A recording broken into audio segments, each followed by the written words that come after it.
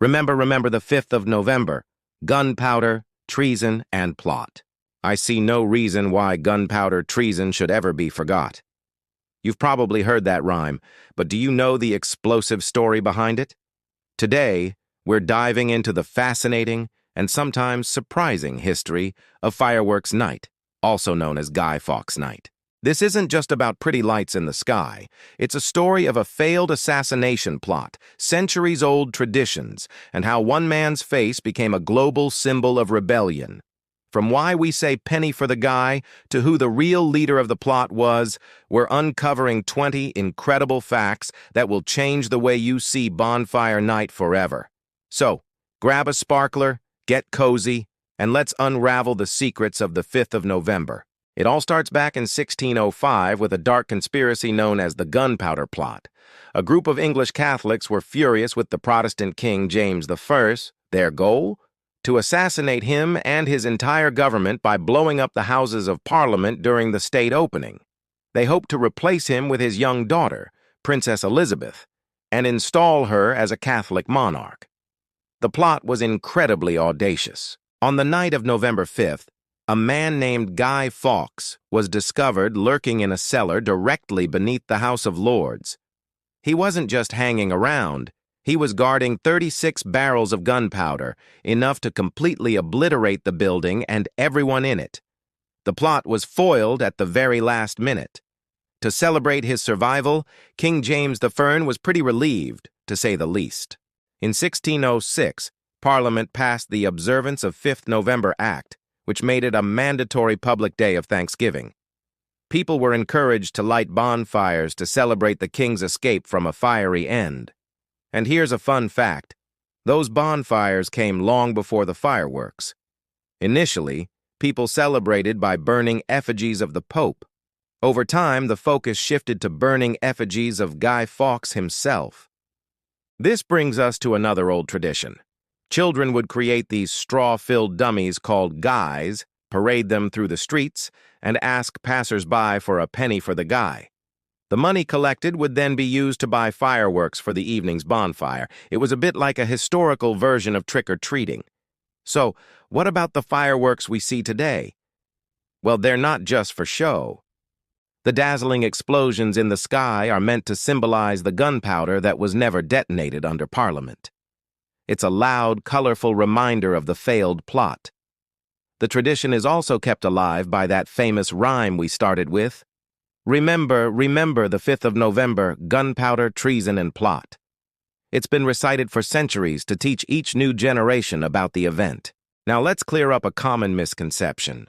While Guy Fawkes is the face of the plot, he wasn't the mastermind. The real leader was a charismatic man named Robert Catesby. Fawkes was the explosives expert, the guy tasked with lighting the fuse. After his capture, Fawkes wasn't immediately executed. He was taken to the Tower of London and subjected to intense torture for several days to extract the names of his co-conspirators. He was eventually executed in January 1606. His legacy, however, took a strange turn. Over time, his name, Guy, became slang in England for a bizarrely dressed person thanks to the effigies. This eventually evolved into the general term guy that we use today to mean any man or fellow. It's incredible to think that a word we use every day originated from a failed 17th century plot. The law making November 5th a public holiday wasn't permanent, though. In 1859, as religious tensions in Britain eased, the Observance of 5th November Act was finally repealed. But by then, the tradition was so deeply rooted in British culture that the celebrations continued, and they're still massive today. Across the UK, communities come together for huge bonfire parties, spectacular firework displays, and fun fairs. It's a real highlight of the autumn season. Some towns even have a friendly rivalry to build the biggest bonfire. Places like Brockham and Lewes are famous for constructing gigantic bonfires, some towering over 10 meters tall. Speaking of Lewes, the town in Sussex hosts one of the most famous and elaborate bonfire night celebrations in the world. It's not just a bonfire, It's a massive event with multiple bonfire societies, flaming torchlit processions, and politically charged effigies of modern public figures being burned alongside the traditional Guy. It's important to remember that safety wasn't always a top priority. In the early days, many fireworks were homemade and extremely dangerous, leading to frequent injuries. Thankfully, modern safety regulations have made today's displays much safer for everyone to enjoy. And here's a modern twist on the story: the Guy Fawkes mask. Popularized by the graphic novel and film V for Vendetta, the stylized mask has become a powerful global symbol for anti-establishment protest groups and hacktivist movements. It's amazing how a historical figure has been reimagined for the 21st century. Just to give you a sense of how close the plot came to succeeding, the gunpowder wasn't just stashed nearby, it was hidden in a rented cellar directly underneath the House of Lords, cleverly disguised under piles of firewood and coal. It was right under their feet. While Fireworks Night is a quintessentially British event, its celebration isn't uniform everywhere.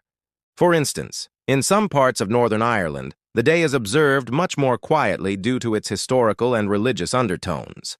Finally, while the tradition is rooted in British history, it has spread around the globe. British settlers took the custom with them to other parts of the world.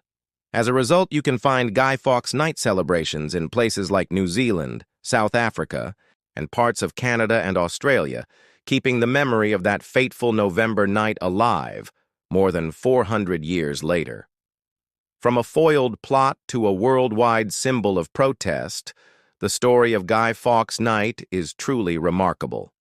It's a perfect example of how a moment in history can evolve into a cherished annual celebration filled with community spirit, tradition, and, of course, spectacular fireworks. What's your favorite part of Bonfire Night?